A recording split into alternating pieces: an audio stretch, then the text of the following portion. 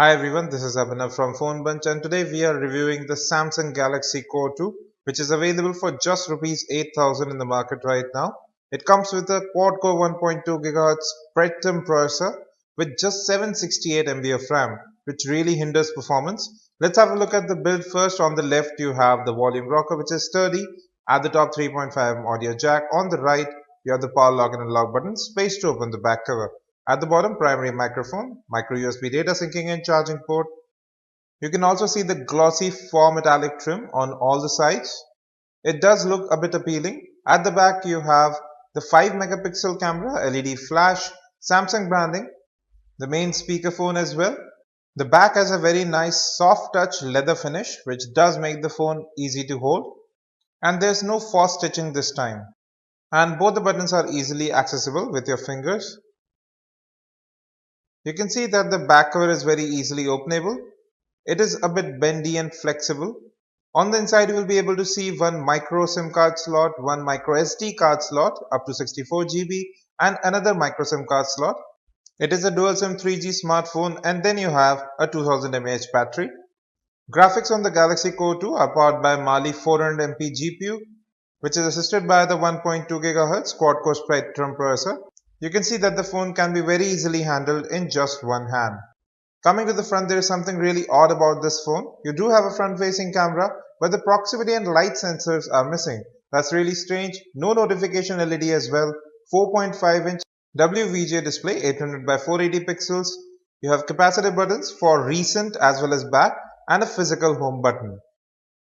Now the viewing angles of the display are really poor as well. This is one of the worst displays I have seen in this price bracket. Colors look really poor, it's oversaturated, the sharpness levels are also incorrect and so is the contrast. Whites seem bluish in nature and blacks seem dull out grey. The colors are just too bright, even painfully so. This is the default dialing interface. You can make calls through either of the SIM cards. Video calling over 3G is also available. Now this is the default calling interface. Since you don't have proximity sensor, the phone locks itself, so you have to double tap it to open. It locks itself very frequently as well. It's a really poor way of handling things here. You do have Wi-Fi hotspot, Bluetooth tethering as well as USB tethering available on the phone. Connectivity options are not limited at least. You do have a SIM card manager. You can set which SIM card you want to use for video calls, voice calls as well as data. Then you have a smart dual SIM mode. So your calls will be forwarded to the other number which is not engaged on the phone at the moment. Now you can also configure the default SIM card for video, voice and messages directly from the notification shade, something that's actually useful. You do have GPS available on the phone as well and is able to locate quite quick. Default camera interface from Samsung. We have seen this previously on the Galaxy S Duos 2.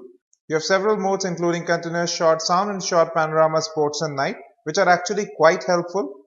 You do have tap to focus, several other settings including autofocus in macro mode or autofocusing mode is also available. You have recording mode that's normal or limited to MMS that will reduce the size as well as space required by it. You can take up to 5 megapixel images in 4:3 aspect ratio and video size is limited to just 480p. That's something strange again.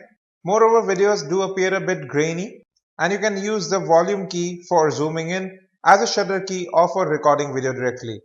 Now here are some image samples. Surprisingly, the camera on the phone is actually quite good. You can see in this image excellent color reproduction. Here too, great colors, natural.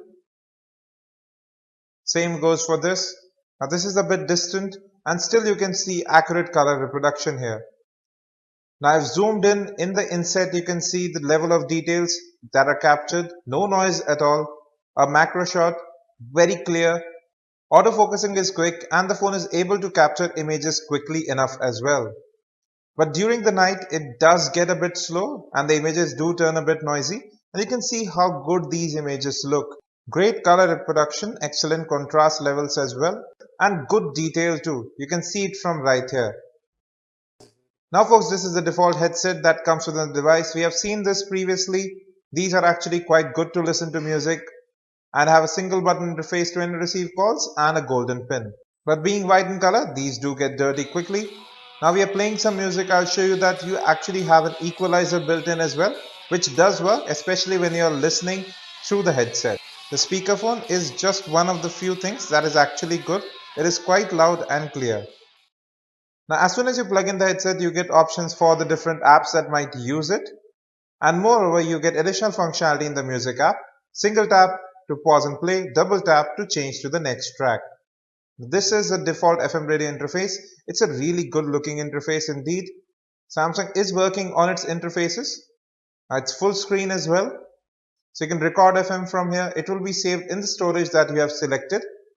You do have FM radio with RDS available as well as stereo recording. Now we are playing a 1080p video.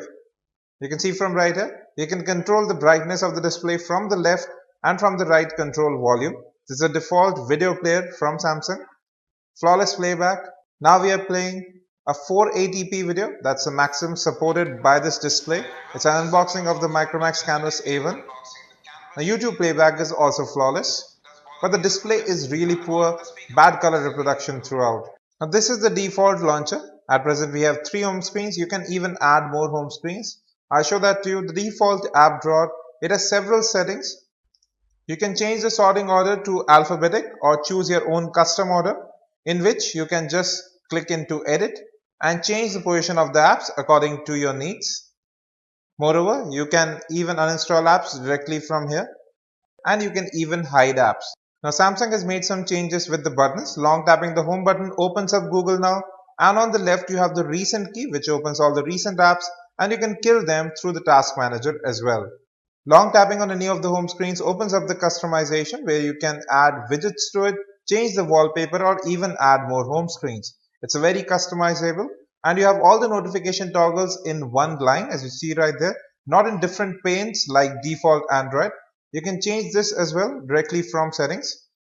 Now I'll just show you that the phone is running Android 4.4.2 KitKat right out of the box, but it has yet to be updated to Android 4.4.4. Now you can customize the lock screen with a pattern pin on password for security. It can show the date as well, a camera shortcut, and the unlock effect can be chosen. That's just a customization. You can even customize the font of the entire device. 2 gigs of internal storage, expandable up to 64 gigs. Apps are movable, app data is not, and USB OTG not supported. You have a power saving mode where you can control the CPU performance and the screen refresh rate. In terms of accessories, if you get the S View cover, it can unlock the phone as soon as you open the flip cover. Now we are in the default messaging app, and you can see that we can send messages from either of the SIM cards. Default keyboard here doesn't have the swipe functionality, and you have several Indian languages support, including Bangla, Gujarati, Marathi, as well as Hindi. We tested web browsing with the Chrome browser on the Galaxy Core 2, and you can see how painfully slow scrolling is. It seems you need to scroll a million times before you can reach the end of a page. The same goes for our desktop website.